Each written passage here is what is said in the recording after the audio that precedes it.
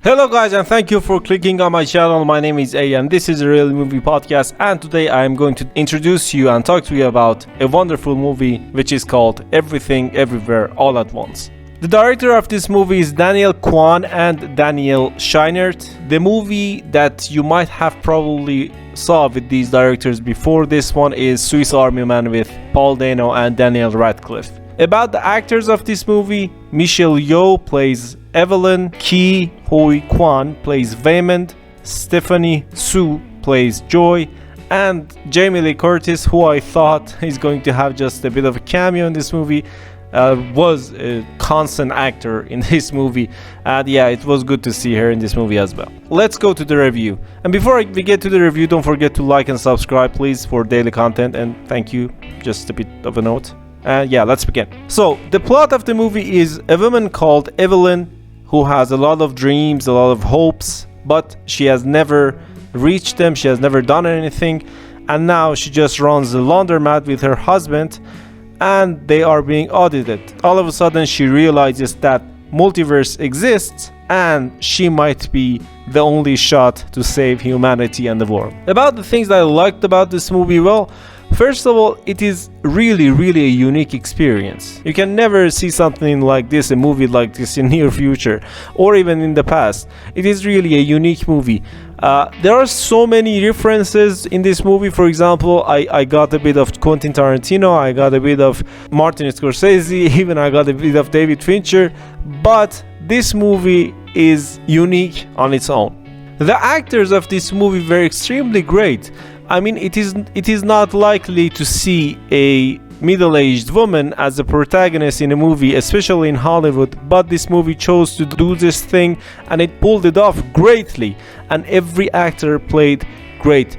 The main actor, Michelle Yeoh, you might have seen her in Shang-Chi if you are a Marvel fan, and the other actor that I have to shout out is Stephanie Su as Joy, which did a wonderful job in this movie, especially because she had to do a lot of things. Her range was very vast in this movie and she performed brilliantly. And about the imagination in this movie, oh my god, I just have to say this. I hope these directors are chosen to direct Green Lantern, because Hal Jordan can create the stuff with its willpower and imagination, and the imagination in this movie was extremely great. And I loved it, how much everything could happen on a screen and it would fit perfectly in the movie. I mean, literally, we have people with hot dogs as hand. We have a kind of parody of Ratatouille, who's called Rakakuni, with a raccoon on guy's head. And it fits perfectly in the movie.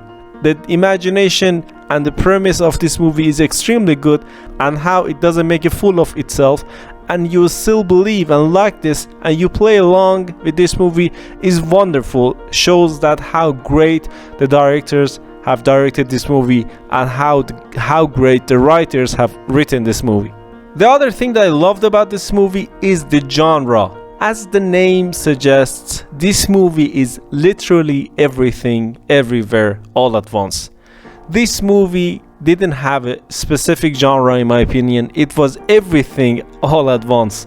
It was a comedy, it was a horror movie in some cases, it was a family movie, it was a drama, it was a thriller, it was an action movie. Everything, everywhere, all at once is the perfect name for this movie. By far, I can say that this movie entertained me more than any other movie this year. That is a really great thing and a great experience for me. And if you have the chance, please watch this movie in cinemas. If you have it, I mean, find a larger screen than whatever you have and try to watch this movie in as large as you can.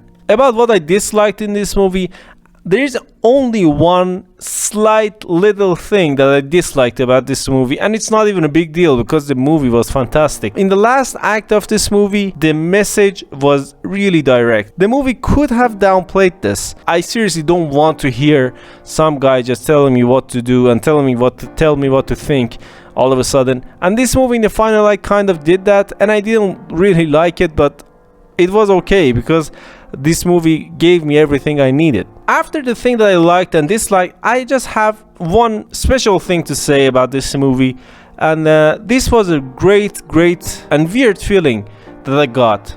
In the first half of the movie, I want to say this movie had two halves. In the first half of this movie, I, the audience, felt extremely special.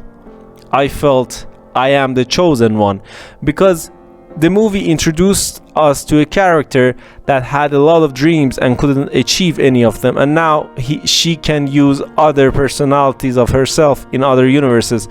And this movie gave me a great deal of uniqueness. I really felt special in the first half. Then in the second half of this movie, I just felt that nothing matters and everyone just floating around and we are all the same. And this was the experience that I got from this movie. And yeah, this was like a bonus point. I didn't know if I liked it or if I hated it. I can't say if I hated it, because it is true in many senses and it is false in many senses. I really cannot. It is something special.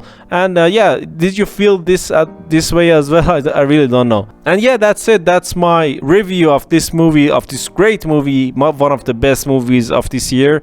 Thank you for listening to my voice. Don't forget to subscribe to my channel and like this podcast if you liked it. And yeah, that's it. Thanks.